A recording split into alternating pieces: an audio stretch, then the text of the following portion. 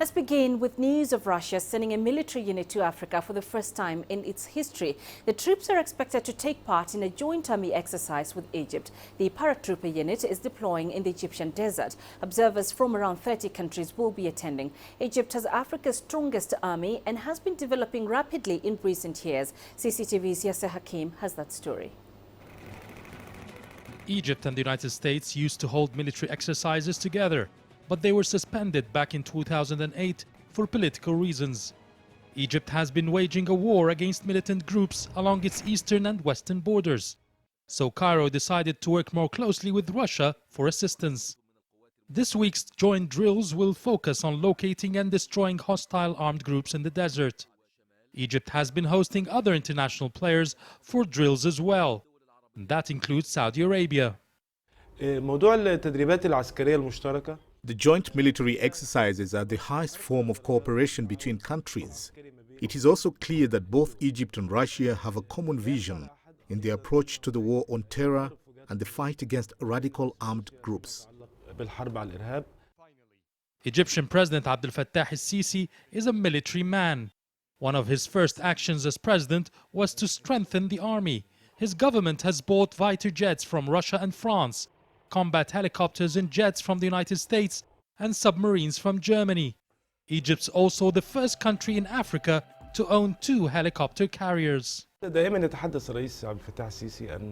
Egyptian President Abdel Fattah al-Sisi has always said that Arab national security is the national security of Egypt. Egypt has a strong army that can protect its borders, but the real challenges transcend the borders.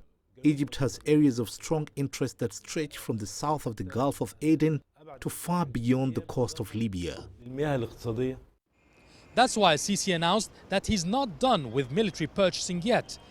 He says more arms deals are expected with Germany, France and Russia in 2017. Yes, Hakim for CCTV, Cairo. And Yasser Hakim now joins us live from Cairo to discuss this further. So Yasser, how is Egypt using its military strength to reduce security threats across the North African region?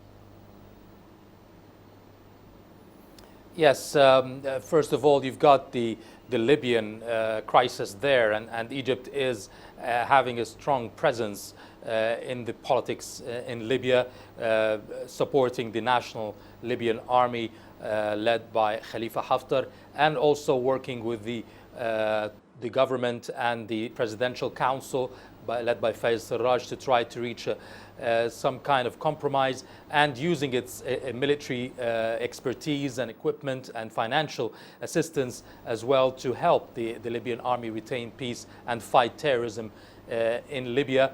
Egypt's meeting, the Egyptian president's meeting with Sudan's President Omar al-Bashir this week also highlighted the military cooperation there to try to work together on sustaining peace in North Africa and in Sudan as well, and putting together the military cooperation on this field. Egypt also has been improving its naval forces to try to protect the Mediterranean Sea area, the coastline.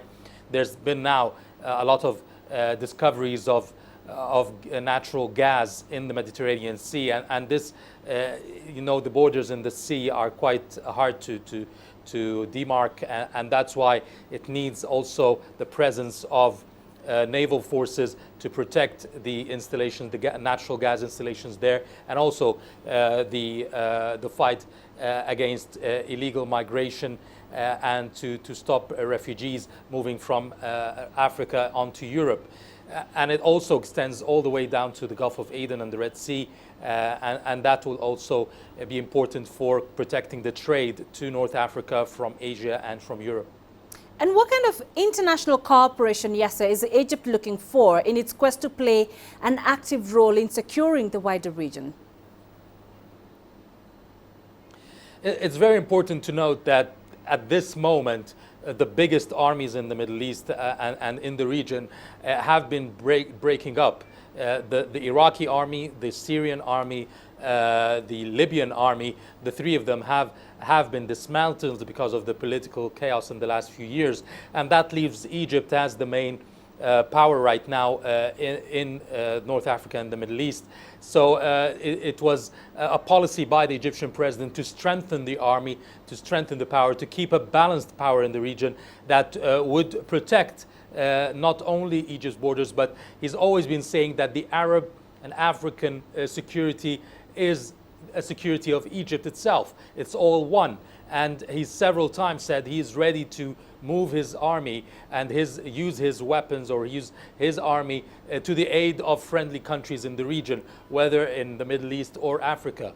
And I think this is what the plan is at the current time. Now, you need the financial ability to do that, and Egypt does not have this wider financial power, and that's why it has been working with the Gulf, rich oil Gulf countries to provide with the financial means for the Egyptian army to strengthen itself. But it also needs the international community to help in not escalating the violence by interfering in the region, but by keeping the countries in the region that can be able to solve its own problems using the assistance from the West or the international community. And this is a very critical situation. To intervene would cause more problems, and we've seen that in Syria right now. Foreign powers are manipulating the situation in Syria and before in Iraq as well, and now to a lesser extent in Libya, but it's on that road.